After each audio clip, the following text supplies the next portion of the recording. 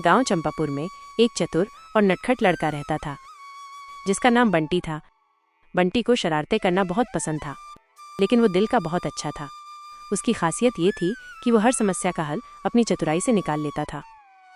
बंटी पूरे गांव में अपनी शरारतों के लिए मशहूर था। कभी वो गाय भैंसों की रस्सियां खोल देता, कभी पानी से भरी हुई मटकियों को फोड़ देता और कभी बच्चों के साथ कोई नई तरकीब लगाकर सबको हंसा देता।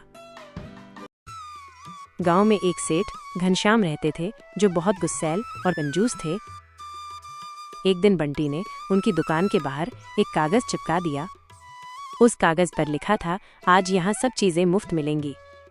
गांव वालों ने जब ये खबर सुनी तो सेठ घनश्याम की दुकान पर भीड़ लग गई। सेठ जी, हमने सुना है कि आपकी दुकान पर सब सामान फ्री में मिल रहा है। क्या ये बात सच है?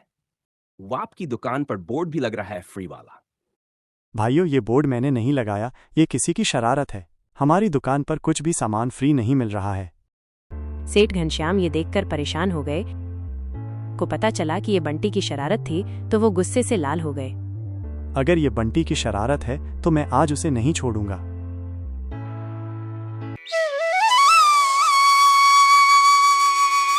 एक दिन बंटी बच्चों के साथ गांव के बाहर खेल रहा था।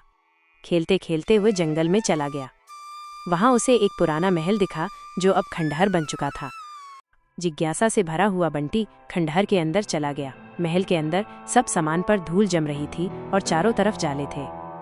बंटी महल के अंदर एक कमरे में गया। वहां उसे एक पुराना संदूक पड़ा हुआ मिला। संदूक को देखकर बंटी संदूक के पास गया।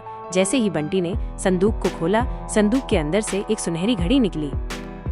घड़ी देखने में बहुत पुरानी लग रही थी, लेकिन जैसे ही बंटी ने घड़ी को हाथ में लिया तो अचानक घड़ी चमकने लगी। तभी एक जोरदार आवाज हुई और घड़ी से चमकीली रोशनी निकलने लगी। उस रोशनी में से एक बूढ़ा जादूगर प्रकट हुआ। उस जादूगर ने बंटी से कहा, बंटी, तुमने मेरी जादुई घड़ी को छू लिया है, अब ये तुम्हारी है। लेकिन ध्यान रखना, इसका इस्तेमाल केवल अच्छे कामों के लिए ही करना। इस घड़ी में क्या खास बात है? ये घड़ी समय को कुछ मिनटों के लिए रोक सकती है, लेकिन अगर तुम इसका गलत इस्तेमाल करोगे तो ये गायब हो जाएगी। इसलिए तुम इस घड़ी का इस्तेमाल सही कामों में ही करना। इस घड़ी से तुम लोगों की भलाई करना। इतना कहकर जादूगर अचानक गायब हो गया। अब बंटी बहुत खुश था। वो उस खंडहर से बाहर आ गया और गांव वापस चला गया। अब बंटी बहुत खुश था क्योंकि उसके पास जादुई घड़ी थी। बंटी ने सबसे पहले घड़ी को अपनी मम्मी की मदद के लिए इस्तेमाल किया। जब मम्मी रसोई में काम कर रही थी तो उसने घड़ी का बटन दबा दिया और समय वहीं रुक गया। अब बंटी ने घड़ी की मदद से रोटियां बना दी, घर की सफाई कर दी और घर का सारा काम खत्म कर दिया।